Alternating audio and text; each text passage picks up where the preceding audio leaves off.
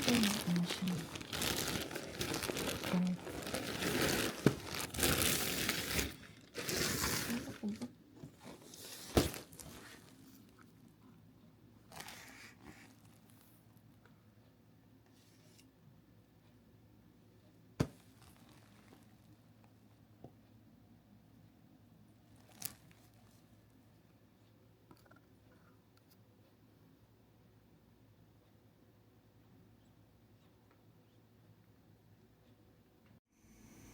2,000 years later.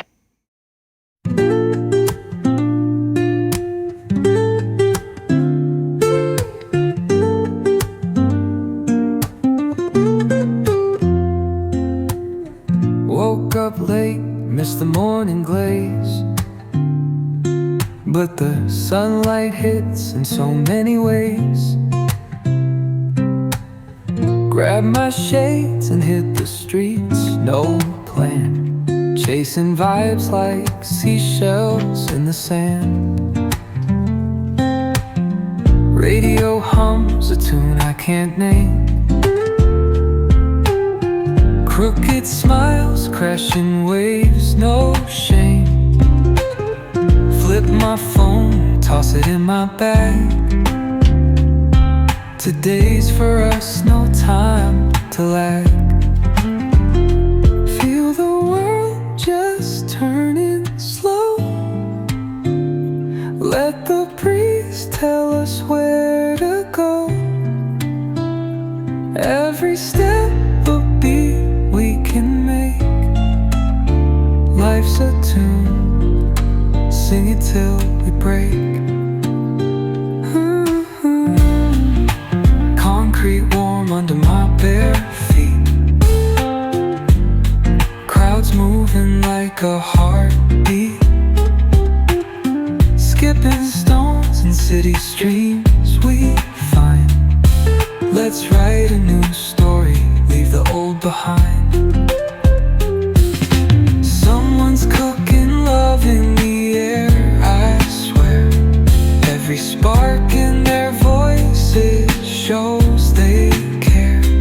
Colors splash like secrets on these walls,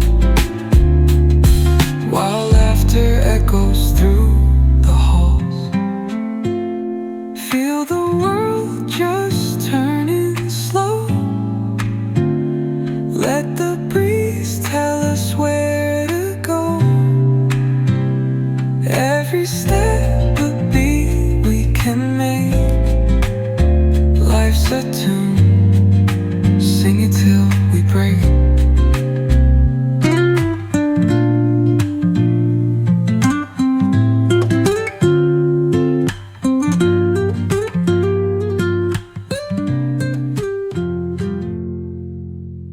Hello mga bebs, welcome back sa aking channel. Tayo ay nag-a-arrange na naman ng bahay, ng kusina. Kasi gusto ko na namang maiba na naman yung itsura ng kusina natin. Kaya ito, nag-a-arrange na naman tayo at syempre, para mayroon tayong mai-content. Ayun. Yung dito sa kusina, ito, pakita ko sa inyo mga bebs. Ayan, ito mga bebs. Ayan, hanggang baba. Dati yung ating, anong tawag nito mga bebs? Oven, ay hindi oven. Microwave. Microwave natin dati nandito siya sa oven na maliit. Yung itong oven na maliit nandun sa ilalim. So ngayon, tinaas ko na siya. Tinaas ko na siya yung ating microwave. Tapos, nilagay ko din yung kung ano yung nandito sa taas. Yan, nilagay ko siya dito. And then, ayan, nilipat ko din yung oven dito. Tapos, sa ibaba mga bebs, kasi nakakalat dito yan. So, mga bigas yan mga bebs. So, ayan, pinasok ko na dyan sa ilalim kasi kalat siya. Tapos, yung dito naman mga bebs, sa gilid ng ating lutuan. Yung ating rice cooker na dati ay nandito. Pero pinaghahanap ko pa siya mga bebs ng saksakan niya. Kasi nga parang mas okay siya nandito. At dapat meron din, siguro pabibili ako kay Mr. ng ng Hindi ba meron kaming ganito? Anong tawag nito? Yung extension. Dapat bibili kami yung extension, yung mahaba, para umabot hanggang dito. Kasi dito mga bebs, wala siyang saksakan. Ayan. Tapos naglagay tayo ng halaman dyan sa likod at saka yung ating kitchen towel. Dati mga bebs, ito, kung nakikita nyo, ito yung gas mga bebs na yung gamit mo is gas stove. So, ikukonek nila yan dyan, yung ating gas stove. Kaya sa atin dito sa mga ibang bansa, sa amin, sigurado sa Japan, sa Europe, ganyan, nakakonect na yung gas sa ating pagluluto, yung gas range. Kaya nakakonect na siya sa buong bahay, kaya hindi mo na kailangang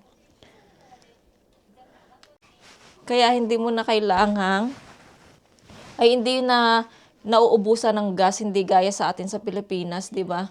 Yung tangke-tangke ng gas, yun ang binibili para pangluto. Pero dito sa Korea mga bebs, hindi nauubusan ng gas.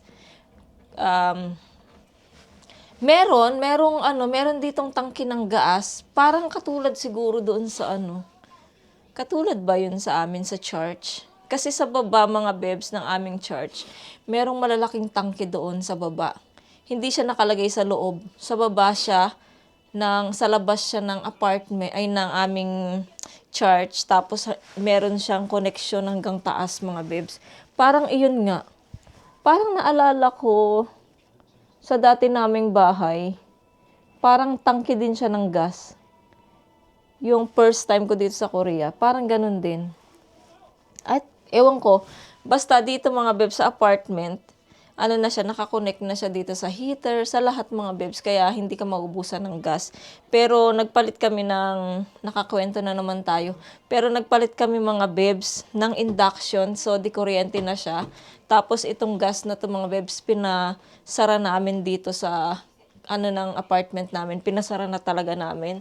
Tsaka every mga bebs, merong mga nag-i-inspection dito sa apartment.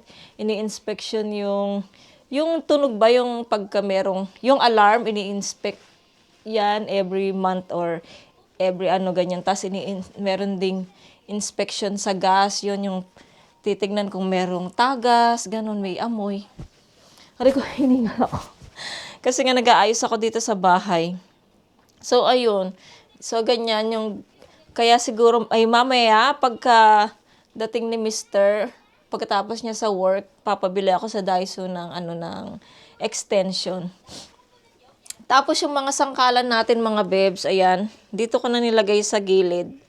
Dito ko nilagay sa gilid, at least, hindi sila nakaharang dito. Dito, mga bebs. Dati nandito yung mga sangkalan natin. So, ito yung tauban ng sangkalan. So, pwede din tong gawing ng mga books, 'di ba? So, tatry natin 'yan doon, Ayun, may mga books doon sa taas. Baka ilagay ko to doon. And then, yun dito talaga, hindi pa ako tapos. Ayan, marami pa tayong kalat dito mga bebs. At magluluto din ako ng fish mamaya at saka sinabawang kalabasa. Lalagyan ko siya ng spinach or Kasi mga bebs, meron pa akong gamit dito sa beranda.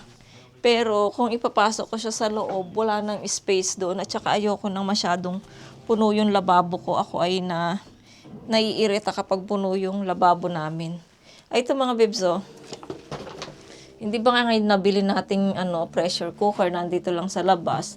Tapos yung ating air fryer, nandyan lang siya sa labas. Kasi ang laki-laki nito mga bebs, 2 chicken na buo pwede dyan, kasyang-kasya dyan. Ayan, kaya yung ating ipapadala sa Pilipinas, ayan pa, Hindi ko alam kung tatanggapin niya ni ate ko kasi gusto ni ate ko puro pagkain yung ilalagay at saka mga toothpaste, sabon, ganyan yung gusto niyang ilagay sa box namin. Hindi ko alam kung itatapon ko ba yung mga yan Sayang kasi. Baka titignan ko yung itatapon namin mga bebs. So ayun mga bebs. Araw ng linis ngayon kaya eto na naman tayo.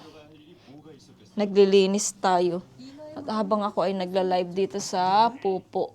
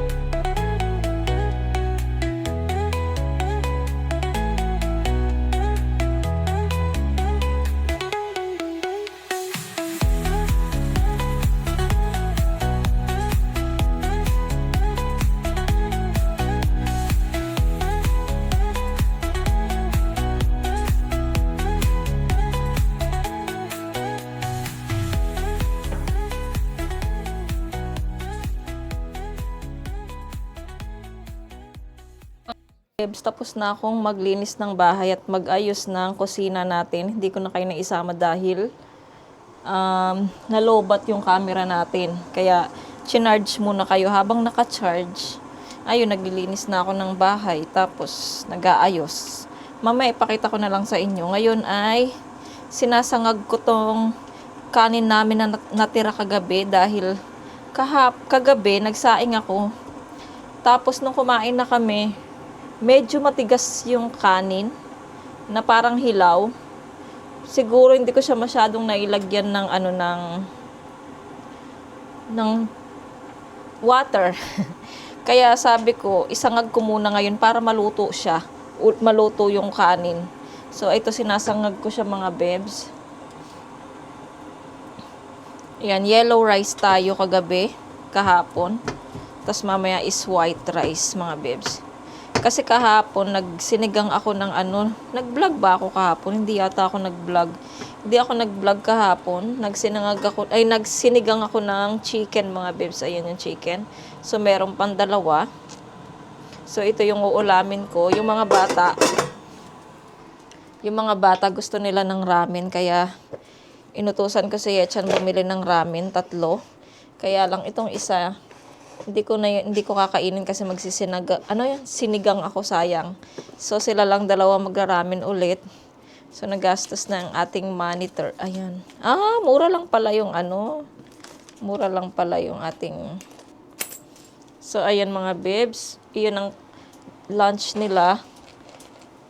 Nagpapahanap ako doon sa ng Japanese, kaya lang wala eh. Kaya sabi ko sige, okay lang. Next time na lang titingin ako sa ibang baka merong nagtitinda ng Japanese noodles. Ngayon magsisinangag muna ako. Kasya na to sa amin, mga bebs. Kasya na tong kanin na to sa amin. Naka-ready na yung tubig ng mga bata para sa kanilang ramen. Hindi ko na siya nilagyan ng bawang kasi meron naman akong powder garlic. Kaya yun na lang ilalagay ko. Ito yung ating powder garlic. Ay, tapos na siya. My guys, 2026 pa pala. January 1. Saktong New Year. So, hindi ko na siya malalagyan ng garlic, powder. Tatapon ko na yan. Ang dami pa naman, oh. Nabigyan ko lang yung ate ko ng hanggang dito. Sana naubos niya na sa kanya bago magtapos yung sa akin kasi ang dami. Next time, bibili ako yung maliit lang para hindi masayang.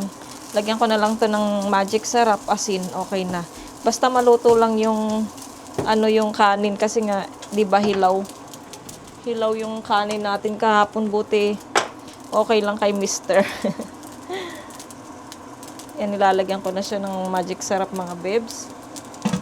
Tapos papainit ko yung aking sinigang. Ang kanin ko ay sinangag, ang ulam ko ay sinigang. Ang galing, Ayan, tapos lagyan na natin siya ng asin. Naka-ready na dito yung isda mamaya mga bebs. Nilabas ko na siya sa freezer para mamaya ay ipipirito natin siya. Kasi nga magluluto ako ng sabaw na gulay with kalabasa na naman. Masarap kasi yung gulay kapag masarap kasi yung prito mga bebs kapag may gulay nakasama. Kaya yan yung aming dinner mamayang gabi. Kaya pagka lunch, simple lang yung ulam namin. Basta yung dinner, yun yung pinaghahandaan natin na kasi si Mr. nandyan. Pag kami lang kasing 3, okay lang kahit ano yung ulamin namin. Si Mr. kasi syempre galing ng work, pagod yan. So, kailangan niya ng masarap na ulam sa dinner. Si Yerang papasok na siya hindi naman bukas, sa Lunes mga bebs. 1 linggo lang naman, kasi nga bakasyon ulit nila hanggang tapos March na yung pasok niya. Ayun, ang kulit-kulit ko. Nasabi ko na yan sa mga previous vlog ko, Paulit-ulit na lang ako. So, ayun mga bebs, ready ko lang tong aming pagkain.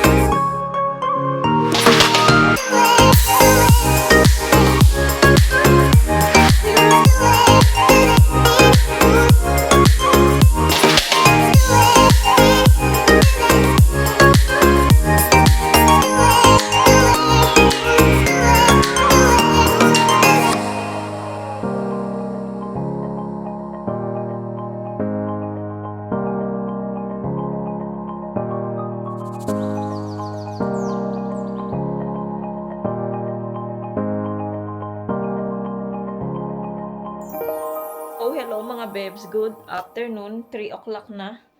Ayan, nakapagpahinga tayo. Pero hindi pa ako tapos manood ng vlog mga bebs. Pakita ko sa inyo yung mga ginawa ko dito sa ating kusina. Mga bebs, malinis naman siya. So, walang hugasan. Naghugas na si Yerang. So, ayan mga bebs ang nangyari sa ating kusina. Yung ating rice cooker mga bebs ay dati ay nandoon siya, 'di ba? So nilipat ko na siya dito. Nilagay ko na siya dito, tapos dito yung dati yung ating pang-dry ng ating pang-tik-tik ba ng ating mga nahugasang plato, pero binalik ko na siya dito. Dati nung unang bili ko sa kanya, dito ko siya nilagay. Sabi ko kasi napakasikip dahil wala tayong, pag maghihiwa tayo, magluluto tayo, wala tayong space dyan. Pero nung, ayan, nakabili na rin naman tayo nito, meron na tayo nito, kaya okay na siyang ibalik dito kasi dito, pwede na tayo dito na ako naghihiwa ng mga ingredients. Ayan, so ayan yung ating pakusina mga bebs. And, dito yung ating takuri. Tapos yung itlog natin nandyan. Tapos yung ating sandok para naman sa ating kanin. Tapos yung ating yung anuhan ng kutsilyo mga bebs, tinapon ko kasi dirty na. So, bibili siguro ako sa Daiso mga bebs para may lalagyan yung ating mga kutsilyo. Hindi sila nakaganyan. Tatlo lang naman yung kutsilyo natin. Tapos mga bebs, yung sibuyas ko na tumubo. Ayun, tinanim ko dyan. Tinanggal ko mga bebs dyan yung money plant dahil ayaw niya dyan mga bebs. Nang hina siya. Yung parang yung para siyang nalanta mga bebs, nawalan siya ng sigla. Nung nilagay ko siya dito, ang ginawa ko, binalik ko siya ulit mga bebs. Ito, kung saan ko siya kinuha, binalik ko siya ulit dito. Ayan. Ngayon, ang sigla na niya, yung hawak niya mga bebs, medyo matigas na. Matigas na. Tapos, nung doon ko siya nilagay doon sa kulay blue, nalanta siya mga bebs, nang hina siya. Tapos, ito pala ang tawag nito, update sa ating cherry tomato. Ayan lang, isa lang yung tumubo mga bebs. Parang peke yung 4. Yung isa lang talaga yung tumubo. Hindi na lumabas yung iba. Or napalalim ko yung tanim kaya hindi lumabas. Yung isa ay ito hindi siya umano. Parang peke yung isa. So ayan, hindi ko alam kung cherry tomato ba to or damo lang siya. Pero hayaan natin siyang ganyan. Tapos, ayan na nga, malinis na din yung ating lutuan. Tapos, ang ganda-ganda na dito mga bebs. So, ayan, napakaliwalas na ng mata ko pagka nakapag-ayos ako ng bahay. Yung pag naisip ko, gusto ko ayusin ko na, ayoko yung ipagpabukas pa. Ayan, tapos ang ganda na dito mga bebs. Ayan. Makita na naman ni Mr. mga bebs ang pagbabago ng ating bahay. Iinom muna ako ng tubig. Wait lang mga bebs, inom tayo. Meron pala tayong parcel mga bebs. Kagabi, ginamit ko yung... hindi pala ako nag-mic.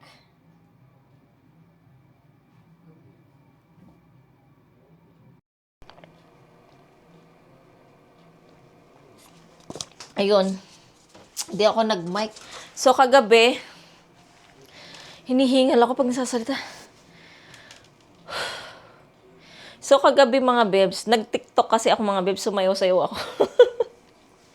So, kagabi, ginamit ko yung kupang ni Mister kasi meron siyang kupang mga bebs sa cellphone niya. So, nag-order ako doon ng snack ni Coco dahil dalawa na lang yung dalawa na lang ba or isa? Oo, isa na lang siya mga bebs.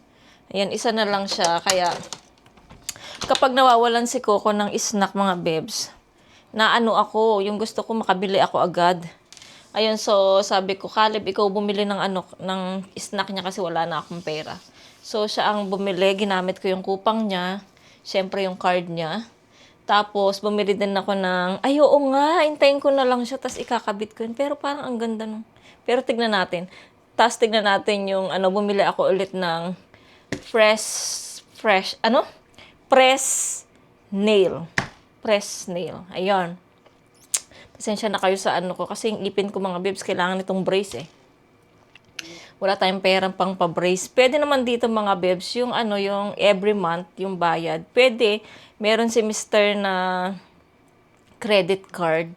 Pero syempre, unahin ko na si Yechan bago sa akin dahil ako may edad na. So, pwede namang tiisin na kasi itong anak kong si Yechan ay syempre nagbibinata siya.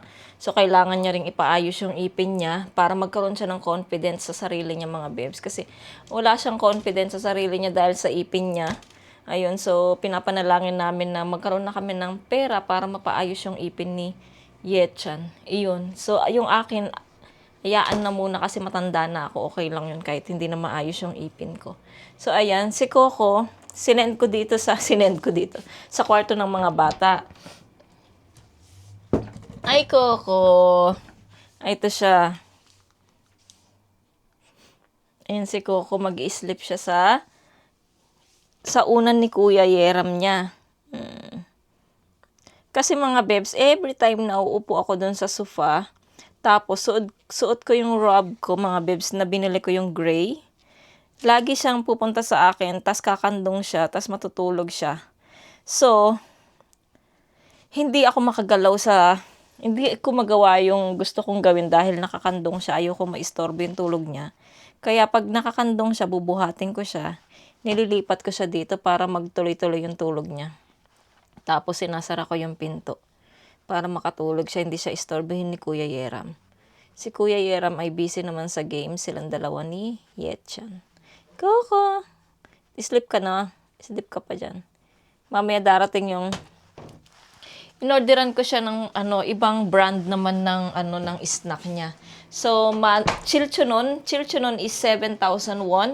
Na siya, 60 pieces na siya mga bebs. Kaya titignan natin kung ba siya, medyo marami-rami ba siya or what. Tapos bukas na lang ako maglalaba mga bebs. Ang ganda ng araw. Ang ganda ng weather mga bebs. Napaka araw. Tignan nyo, oh. Wow, sarap kaya lang ang lamig. Ang sarap sana magsampay dyan sa labas. Kaya lang nakapaglaban na ako ng kumot. At ito naman mga bebs, bukas na ako mag-asikaso nito. Para Saturday, wala akong gagawin sa bahay. Friday na ako maglalaba. Tapos magtutupi tayo ng mga labada natin. Ang dami nating basura mga bebs dahil sa mga orders natin. Ang daming box dyan. So tomorrow matatapon naman yan. And then yung itatapon natin na pressure cooker. Tapos ayan, katambak yung labada ko mga bebs. Ayun, kita nyo? Yung basket na yun, katambak oh. Kapag sa winter mga bebs, napupuno yung sampayan ko dito. Kasi nga yung mga pang winter jacket nandyan. Wala akong mapaglagyan kapag winter. Kaya dyan ko siya nilalagay. Natamaan ko yung So, ayun. Update sa ating sibuyas. Malago pa naman siya mga bebs. Ayun, oh. Kahit na pinuputulan ko siya, malago pa din siya. Ayan. Ito pala yung vitamins na nilalagay ko sa mga halaman ko mga bebs. Kaya, ayan, sa kalamansi, kaya tumutubo siya. Nagkakaroon siya ng bunga ulit. Ay, nako, hinihingal lang. Kapag nagbablog, hinihingal ako. So, ayun mga bebs. Mamayang konti. Ay, labas ko kaya yung gulay na lulutuin ko pala. Sayang wala akong baboy. Magluto sana ako ng ilalagay ko sana sa gulay ko mga bebs, yung baboy. Ay, ito lang ilalagay natin sa gulay natin. Pakukuluan ko lang or igigis ako, tapos lalagyan ko siya ng... Gusto ko, dalawa yung kamatis na nilalagay ko kasi sayang yung kamatis na nabigay ni ate ko. Dapat magamit namin yan. Ito nga cherry tomato mga bibs, so hindi pa nagagamit, oh. Konti pa lang yung nagagamit ko dito. Pero, hindi naman siya nasisira. It's fine naman siya. So, nilagay ko muna dito yung fish. Ayan. And then, ano pa ba? Yung sibuyas ko. Hindi ko naman kailangan ng luya dahil hindi naman malangsa yung ating Ito yung ilalagay ko na gulay sa sinabawan. Tapos, wala na tayong sibuyas. Utusan ko si Mr. tsaka bawang bago siya umuwi pagkatapos niya sa work.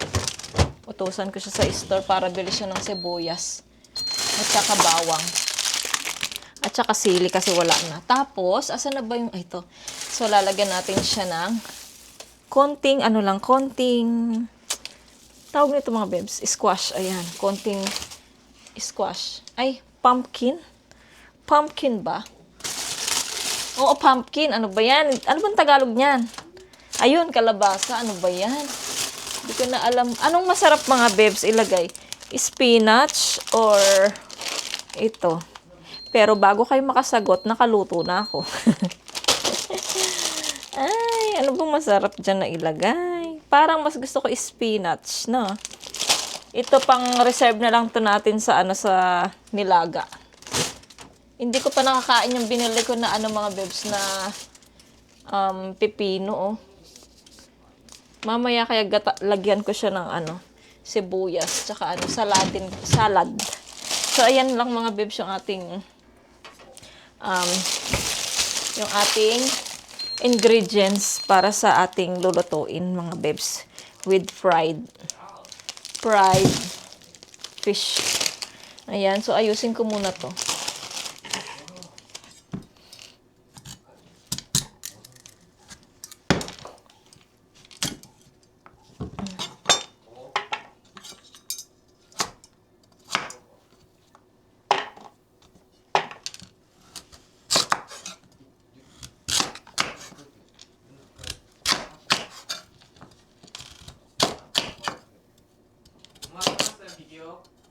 Ha? Haji mau mahangsang vlog. Ara. Choco man eh. Chico mo maiso video.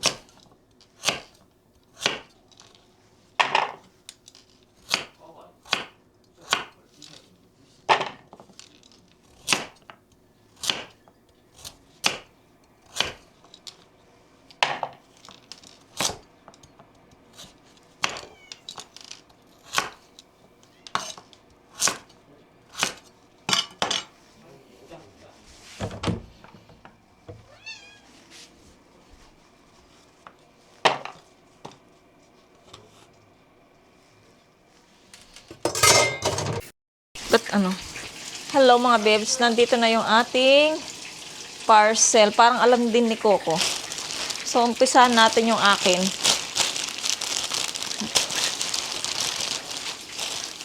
Uy.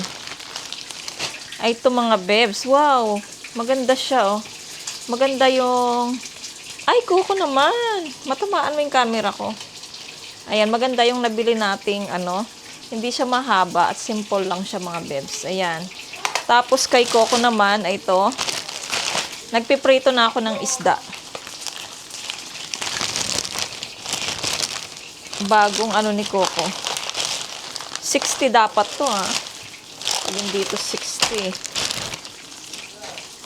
Ay, ito mga bebs.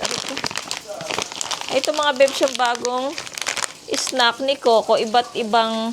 Ay, alam niya. Oh, alam niya. Iba't ibang flavor. Flavor is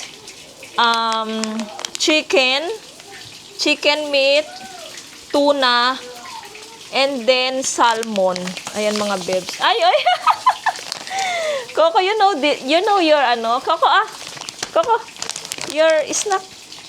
Your favorite snack. Ano pa lang to, first, ay wait lang mga bebs. Yung aking pinipirito. Ito mga bebs, chicken, 20 pieces. Salmon, 20 pieces. And then, tuna is 20. So, 60 nga siya mga bebs. Ito ang ano ni Coco. Parang alam niya mga bebs, oh. Parang aso din eh. Parang aso. Alam niya yung pagkain, oh. Nakikigulo. Tingnan natin mga bebs yung ano, yung kanyang snack. Kasi okay na to. Sakto lang to mga bebs, konti. Mamaya mo titikman to Coco, okay?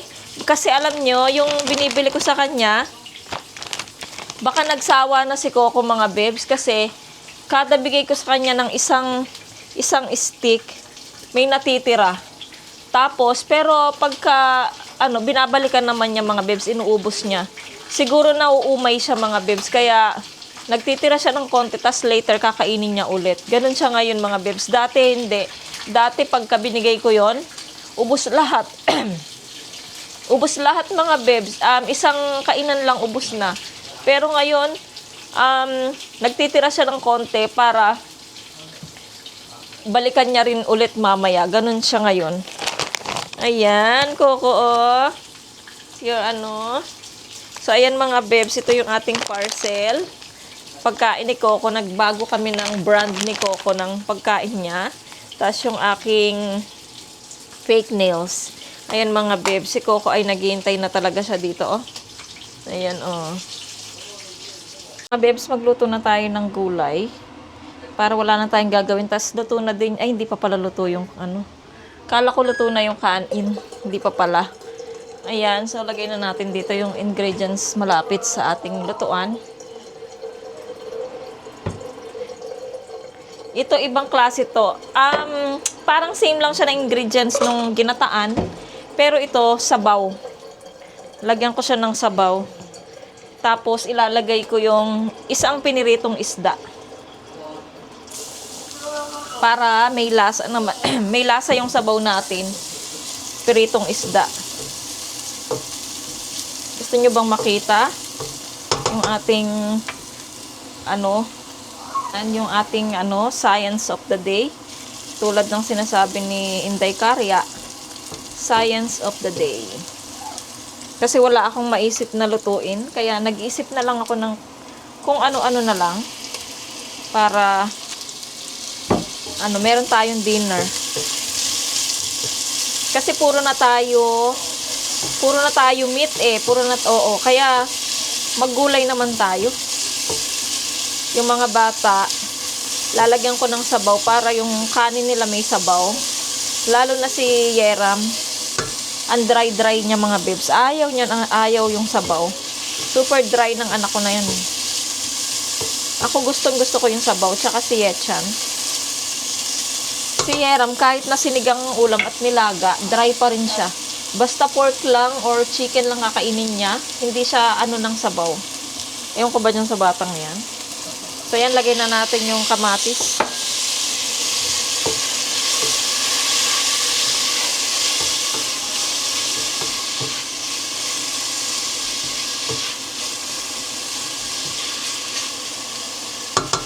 Pagluto muna ako mga bebs. Lagyan na natin ng bagoong mga bebs. Ayan. Bagoong nagpapalasa sa ating gulay. Tapos later, lagay na natin yung kalabasa. Kasi kalabasa ay matagal lumambot. Muna natin to, i-brown muna natin yung yung ating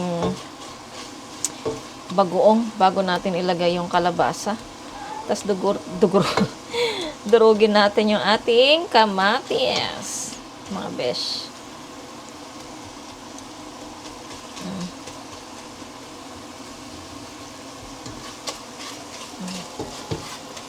Yummy. Aray! Natalsikan ako ng bagoong. Sakit-sakit. So, ayan mga bebs. Kaya na natin mga bebs yung ating kalabasa. Pinapakain ko si Coco ng snack niya, yung bagong dating na snack eh. Tinatawag niya ako. Wait lang, Coco. Lagay ko lang to. Wait, Coco, okay? Okay, wait lang. Ay, ito kasi yung niya, snack niya. Oh. Baka malagay ko dito sa niluluto ko. Ayan, tapos lalagyan na natin siya ng sabaw mga bebs. Mamaya ko ilalagay yung pritong isda. Ayan, so lagyan na natin ng sabaw para mabilis nang matapos. Ayan, siguro okay na yan. Wait lang anak, okay? Wait lang, anin ko lang to. Okay. Ayan, tapos takpan natin siya. Pakita ko sa inyo si Coco. Ayan o. Ano to mga bebs, pinatikim ko sa kanya yung chicken. Gustong gusto niya. Kahit ano naman kinakain ito eh. Hindi lang yung pagkain ng, ay hindi. Ano tawag nito? Accept. Ano lang doon sa pagkain natin, hindi siya kumakain ng pagkain ng tao. Sana maluto yung kanin ko. Sana hindi siya umilaw. Dinamihan ko yung yung tubig. Baka naman maglugaw siya. Wag naman sana. Gusto ni Coco mga bebs, oh. So, mamaya wala ka ng snack, Coco, ha? Mamayang gabi. Maaga kang kumain. Okay?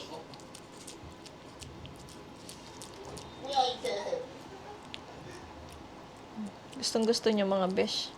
Tignan niyo siya malapitan.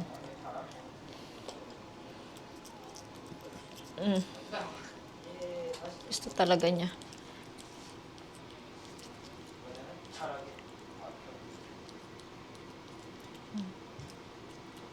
Sa mga bebs, bibili din ako ng ganito, oh. Padala ko naman doon sa bahay sa Pinas kasi meron din kaming pusa doon, si El. So, bibilang ko din siya ng ganito. Ito na lang pala bibilin ko kasi 60 pieces. 7K lang siya. Mura na. Ayun, ito na lang bibilin ko sa kanya. At least marami siyang, makakain siya ng 2 months. Basta sa isang araw, isang beses. Kasi si Coco mga bebs, isang araw, 2 beses ko to pinapakain eh. Pinapataba ko kasi siya. Si El kasi yung pusa namin sa Pinas, mataba na yun. Kahit ano kasi kinakain, nun kumakain ng pagkain nila mama, ganon. Hindi siya, pagka meron, dati kasi nung umuwi kami ng Pinas, pinagdalahan ko rin siya ng pagkain pagkain ng pusa. Grabe, ang takaw niya mga bebs. Alam niyo ba, hindi siya tumitigil, iyak siya ng iyak. Gusto niya, lagi siyang kumakain ng pagkain ng pusa. Yung sobra ba ni Coco? Hanggat di niya naubos, hindi siya tumigil mga bebs. Ang bilis naubos nung dala ko. Kasi nga, hindi siya kumakain palagi ng cat food eh. Puro lang pagkain sa bahay yung kinakain niya. Kaya medyo siya. Ayan na. Wala na! Thank you! Thank you, Uma. Gusto niya pandilain yung kamay ko. Opsa na, baby. Wala na. Ito na nga mga bebs. Kumukulo na yung ating gulay. Ay, itong ating niluluto. Ilalagay ko na to, oh. Ito mga bebs, yung may buto. So, dalawa to. Hinati ko siya. So, ilalagay ko na siya dito mga bebs. Pakita ko sa inyo. Ayan. Lagay ko na siya dyan para maglasa siya. Ayan. Itong isa, ititira ko siya para meron pa rin kaming piritong isda. Basta yung isa lang yung nilagay ko mga bebs. Nilagyan ko na pala itong mga bebs ng magic sarap. Asin hindi pa. Hindi ko na pinakita sa inyo, naglagay ako ng magic sarap. So, tikman natin. Wait lang. Tikman natin mga bebs. Kung Lagyan ko pa ng asin kasi nga may bagoong na siya. Kailangan lagyan ng asin kasi nga hindi siya umalat. Ay, ba't magic sarap yung kinuha ko? Nilagyan ko na nga. Sorry. Madodoble pa yung magic sarap natin, Konti lang na asin, mga bebs, kasi baka umalat siya. Ayan, okay na yung konti lang. Kasi nga may bagoong na siya. Tapos pag nilagyan pa ng maraming asin, na alat siya. Tapos yung pirito natin, mga bebs, meron na rin asin yan. Ayan, baka mag-alat-alat na lahat yan. Kaya konti lang nilagay ko. Yung kalabasa naman dito, mga bebs, ay madali lang siyang lumambot. Kaya mamayang konti, ilalagay na natin tong spinach at saka tong sili. Takpan muna natin siya ulit, mga bebs. Okay na, mga bebs, kumukulo na siya at saka malambot na yung kalabasa. Kaya ilagay na natin tong spinach, mga bebs. Hula-hula lang tong luto ko, mga bebs, Kayo, baka gusto nyong gayahin sa inyo. Try nyo din. Madali lang naman to. Nakita nyo naman yung ingredients niya. Masarap yan.